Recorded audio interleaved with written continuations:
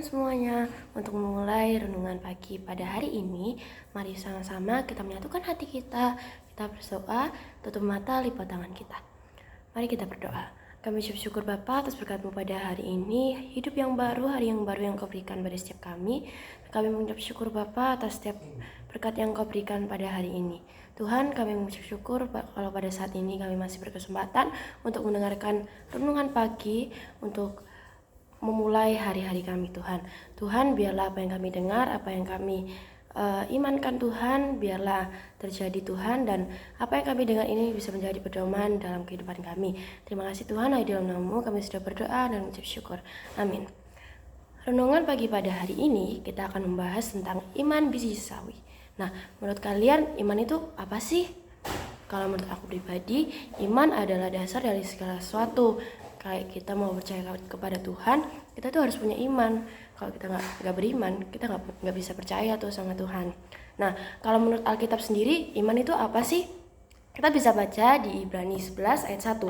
Di Ibrani 11 ayat 1 sendiri berbunyi, iman adalah dasar dari segala sesuatu yang kita harapkan dan bukti dari segala sesuatu yang tidak kita lihat. Jadi kita bisa baca sendiri ya dengan jelas di Alkitab bahwa iman itu dasar dari segalanya. Kalau semisal kita nggak beriman nih, ya nggak akan jadi, karena semua itu harus kita imani gitu. Nah, kalau aku dengar-dengar nih banyak nih kayak orang tuh menyepelekan kayak kita itu iman tuh apa sih, ngapain sih beriman, Tuhanan ngapain sih, alah mending aku senang-senang sama teman-temanku. Terus ada lagi pertanyaan kayak gini, emangnya iman tuh kalau kita beriman tuh kita tuh bisa ngapain, bisa mengubah apa? Terus ada lagi, aku tuh nggak suka ke gereja, nggak tahu, karena aku tuh nggak tahu level imanku tuh sampai mana.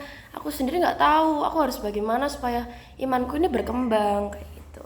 Nah, dari 3 pertanyaan tadi, 3 pernyataan yang aku lontarkan, aku bikin 3 poin di dalam renungan pagi pada hari ini. Nah, poin pertama berjudulkan mau percaya atau beriman saja. Nah, iman itu sama dengan percaya. Jadi konsep pertama ini iman sama dengan percaya.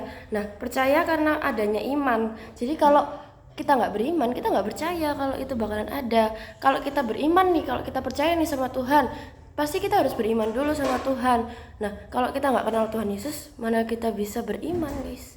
Nah, dan percaya itu sendiri tidak akan ada kalau kita tidak beriman. Jadi konsep pertama itu yang aku pahami sih kayak gitu ya. Nah, aku mau kasih perumpamaan nih. Kalau misalnya ada timbangan, kalau kita bisa menimbang nih iman sama percaya kita, kalau dua-duanya ada, dua-duanya akan seimbang. Tapi kalau hanya ada satu kayak ini, percaya, pasti timbangan itu akan jadi kayak gini.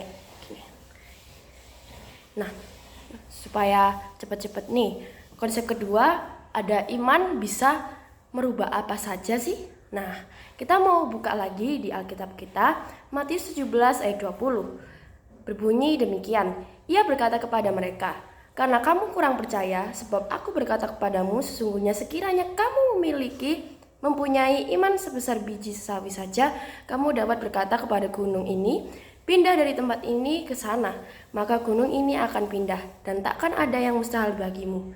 Nah, konsep pertama ini, sawi zaman sekarang sama sawi yang zaman dulu tuh sama gak sih?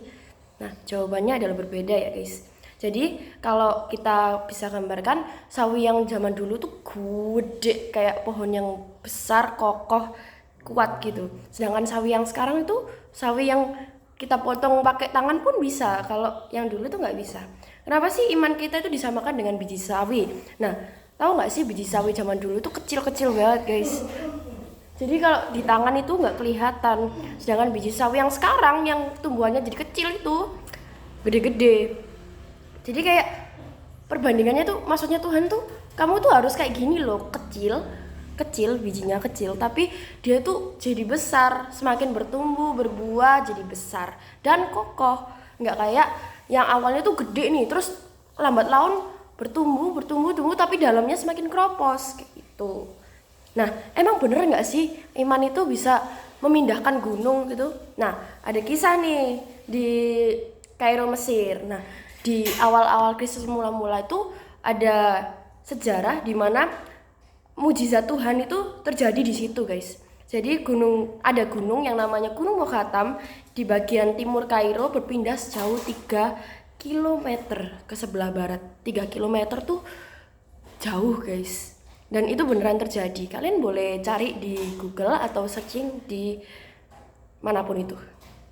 Nah, poin yang ketiga yaitu level iman.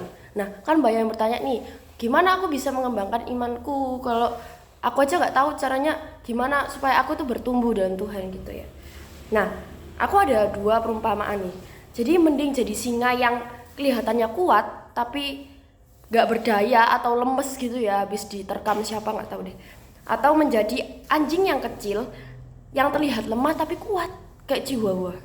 Nah, singa yang terlihat kuat namun tidak berdaya itu kelihatannya kan kuat ya karena dia singa ya, tapi dia ini menggambarkan iman yang kelihatannya besar dan kuat namun nyatanya tidak ada perkembangan atau pertumbuhan, yaitu kropos guys di dalamnya itu. Dan kalau anjing yang kecil ini terlihat lemah tapi kuat. Nah, menggambarkan iman yang kecil namun mau untuk bertumbuh dan menjadi kuat, yang jika dibandingkan dengan singa yang tadi itu nggak ada apa-apanya guys. Jadi anjing ini lebih menang Chihuahua gitu. Jadi kalau aku sih lebih milih jadi anjing yang kecil tapi kuat, masih bisa melakukan segala aktivitas. Nah, jadi kalau kalian mau jadi siapa nih? Mau jadi singanya atau jadi anjingnya?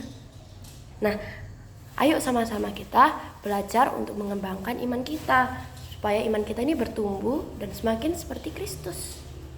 Nah, jadi sampai mana level imanmu sekarang? Sampai jumpa di renungan pagi selanjutnya. Bye-bye. Tuhan Yesus berkati.